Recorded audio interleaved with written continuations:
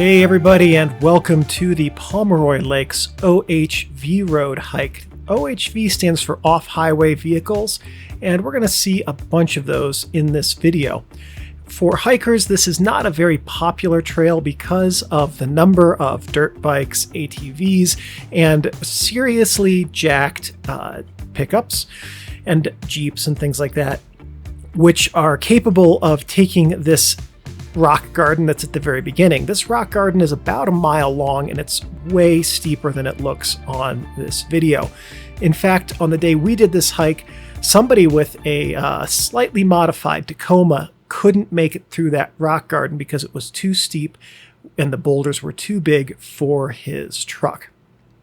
But people with dirt bikes and ATVs, modified Jeeps and things like that were doing it just fine.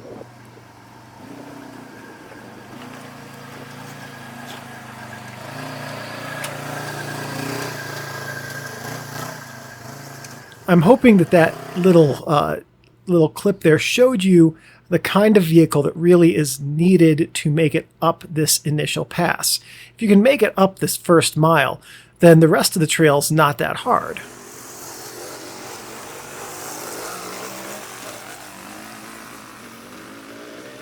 But you could probably see in that clip how big that one boulder was as the bikes drove past it, and there are tons of boulders that are like that.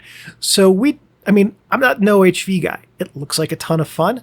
I think I would do it if I had an OHV because, like I said, it looks like a ton of fun, and I think this road would be a very challenging and enjoyable road to take an OHV onto.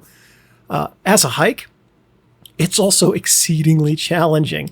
There was a lot of gain in this, and I forget where I wrote down the stats for this hike. I want to say it was around 1,200 feet in gain up to the lakes, maybe closer to 1,000, but it was a lot. We start at around 10,000 feet, a little bit lower than, and the lakes are just above tree line.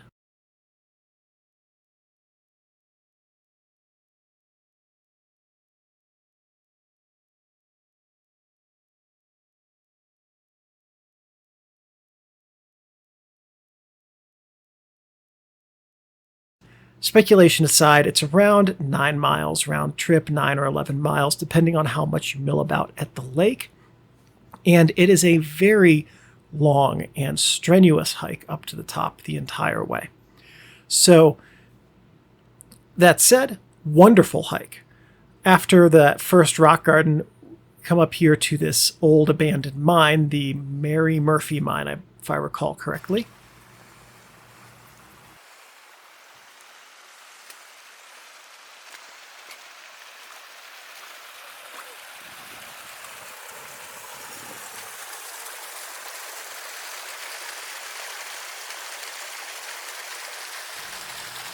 And here you can see this waterfall that's coming out of the ground.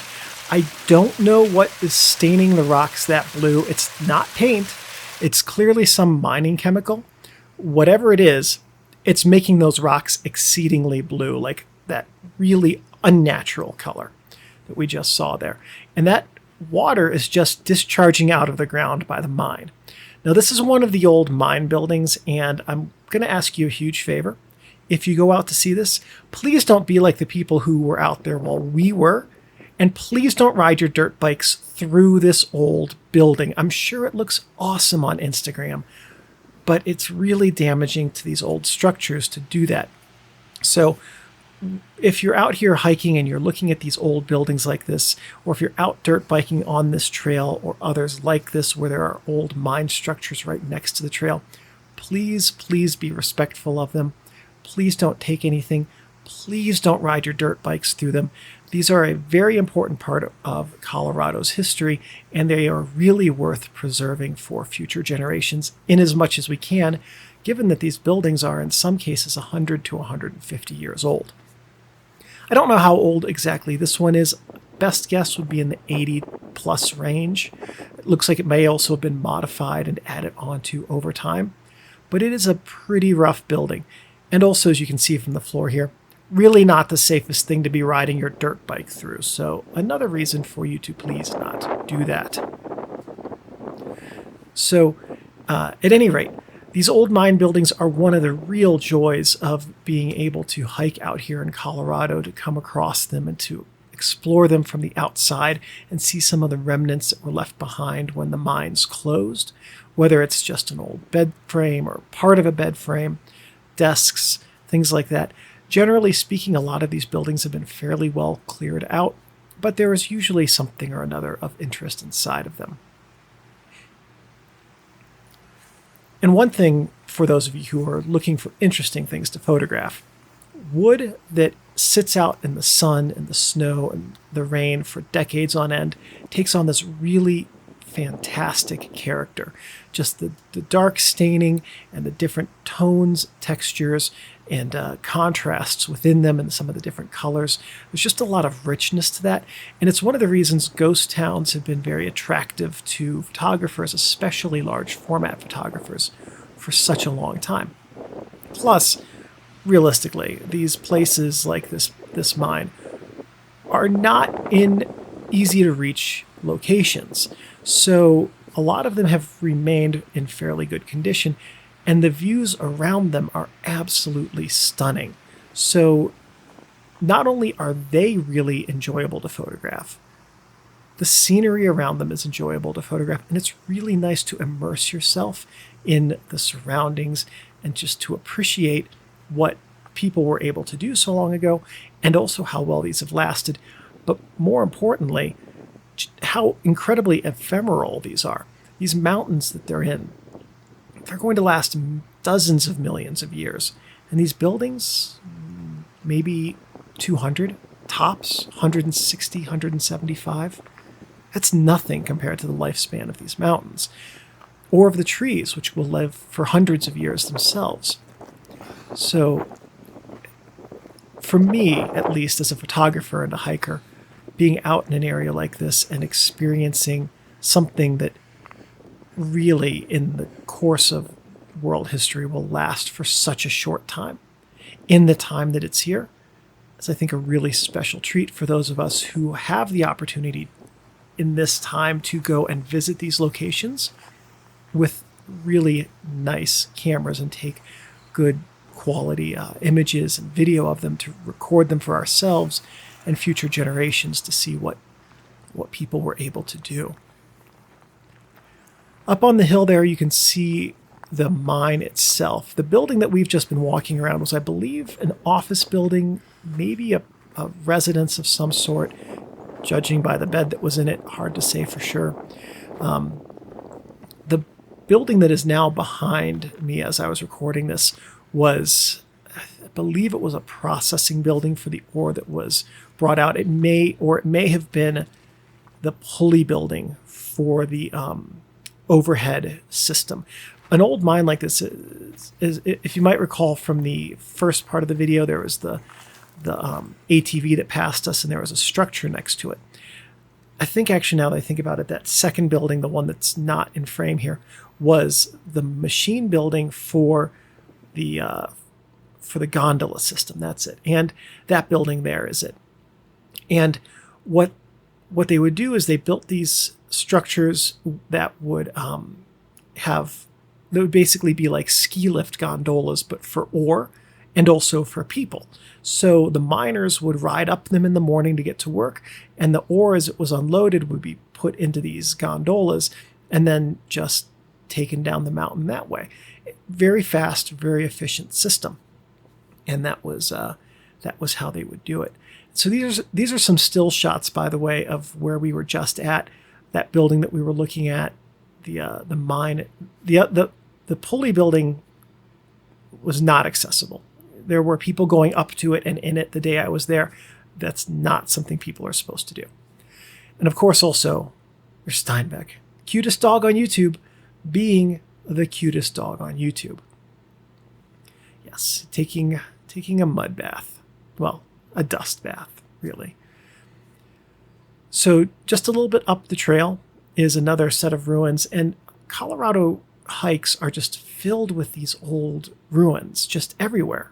And even hikes that aren't known for having ruins, it's really possible to look behind a tree and find an old ruin that other people haven't found, or Maybe it's not the most exciting thing, but they're there. And sometimes they're also really photogenic, or just a lot of fun to go up and visit for historical purposes to see how old construction was done, what type of trees were being used to build these old buildings and things like that. And you can also, well, I can't, but somebody who knows this stuff could also take a look at some of these old buildings and determine fairly well when they were built by looking at things like the types of nails that were used, how those nails were machined, were they square or circular, how were the windows installed, the glass specifically, how was that installed, other materials that were used in the construction. And so one of the nice things about leaving these buildings be and just appreciating them visually or photographing them is that it gives other people who have the knowledge of these things the ability to later come out and study them and really contribute to our understanding of what the mining life was like when these mines were built and being used. Good boy, Steinbeck. Good boy. No.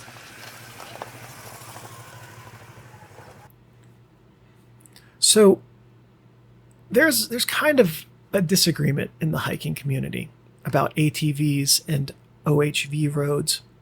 There are a lot of hikers who hate ATVs and dirt bikes and things like that and high clearance vehicles. I don't have a problem with them. I kind of feel like if I'm going to be out hiking on an OHV road, that's their road first, and I'm their guest. But also, I have never run into somebody who drives an ATV or a dirt bike or a vehicle that they've modified to have high clearance who isn't friendly to hikers. They can be complete jerks to each other, but they're always courteous to hikers and friendly to us. So I don't know. I don't have an issue with hiking on OHV roads, and I don't have an issue sharing roads with the people who are out there in their vehicles. This was a grave that we came across while we were waiting for one of the trucks to pass there. And it was an interesting little thing, and I forget who the grave was for, but this is another one of those things that you'll come across just randomly when you're up in the mountains, are old graves. And I've come across those in California as well as Colorado. And it was sometimes just easier if somebody died to bury them up in the mountain rather than carry their body all the way back to town.